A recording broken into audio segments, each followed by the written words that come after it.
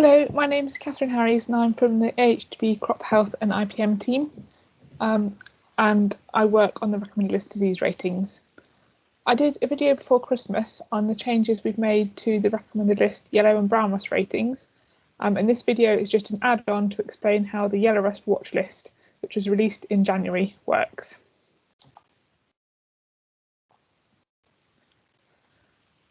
So if you were to open this link, it will make it easier for you to follow the presentation because it's quite small on my slides. So the aim of the watch list is to focus monitoring and management of the dynamic yellow rust population in the 2021 growing season. It aims to show varieties that perform out of line with the main recommended list yellow rust rating at some sites in the most recent year. And the aim of this is to pick up early indications that a variety is breaking down to a new race of yellow rust.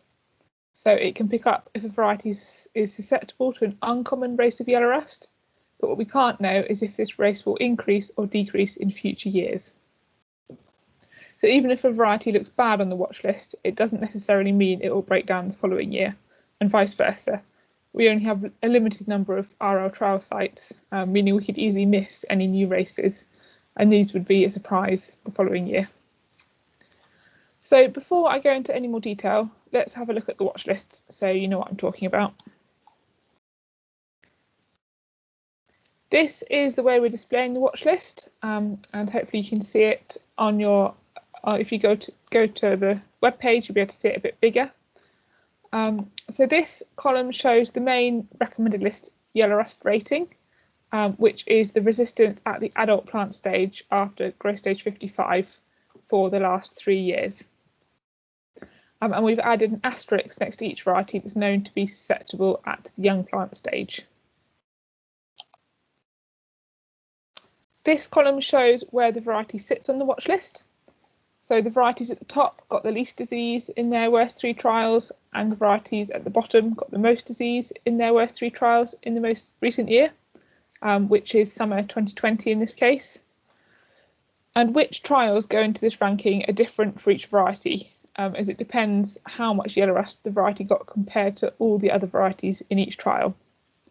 So you could have a really high yellow rust pressure trial, and a particular variety could have got a lot of yellow rust.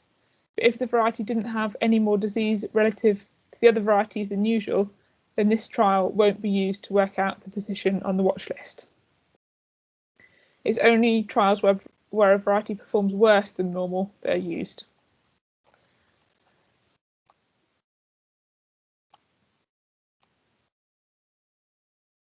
And how can we interpret the list? If we look down the list and look at the main recommended list rating at the same time, we can see there's a strong correlation between the main RL rating and where the variety sits on the watch list. So varieties at the bottom of the list got the most amount of yellow rust, and overall this year, this matches with their general level of disease across the UK in the last few years.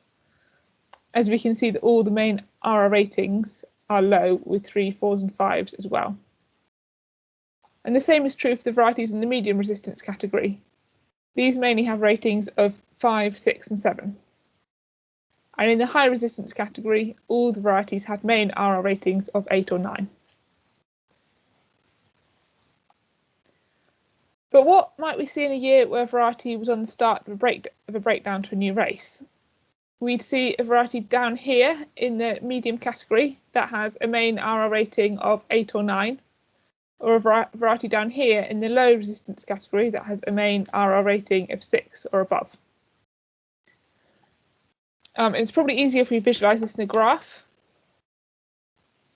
So this graph shows the main RL yellow rust rating along the bottom, so low, medium or high, plotted against the watch list category, again low, medium or high resistance.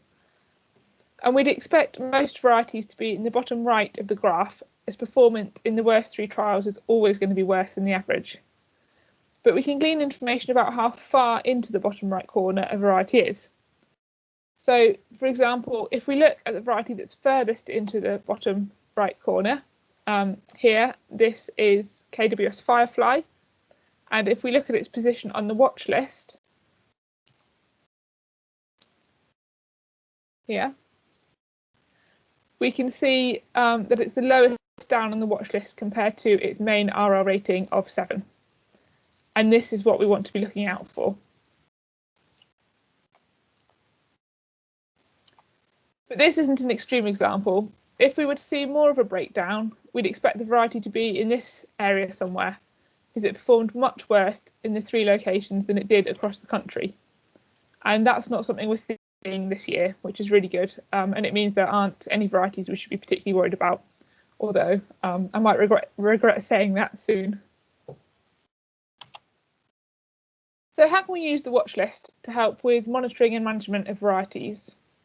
Well, we should always keep a close eye on all varieties for yellow rust, as we can't possibly know which one is going to go down next. But this watch list might help with showing which ones are more likely to.